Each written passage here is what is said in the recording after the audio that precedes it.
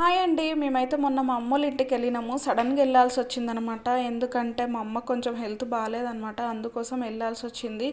ఎవరైనా ఆడపిల్లలకి మ్యారేజ్ అయిన తర్వాత మమ్మీ డాడీని చూసుకోవడం అంటే అది అదృష్టం ఉండాలండి. వెళ్ళి చూసి రావడం అంతే కదా. మా అంటే ఒక 2 రోజులు ఉంటామేమో, ఇంకా 10 రోజులు 15 రోజులు వాళ్ళు మంచిగా అయ్యే వరకు చూసుకోవాలంటే అది కూడా అదృష్టం ఉండాలండి. అందరికీ ఉండదు ఆ అదృష్టం. అయితే కొన్ని పరిస్థితులు కూడా కుదరవు అనమాట.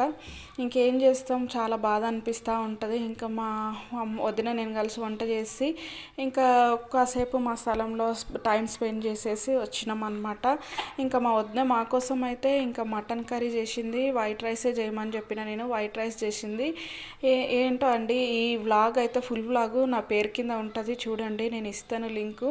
మా మమ్మీ అయితే హాస్పిటల్ నుండి వచ్చిందండి. వచ్చేటప్పుడు మా డాడీ సొరకాయ కోసిచ్చిండు, చూడండి, లేతగా మంచిగా ఉందండి సొరకాయ అయితే.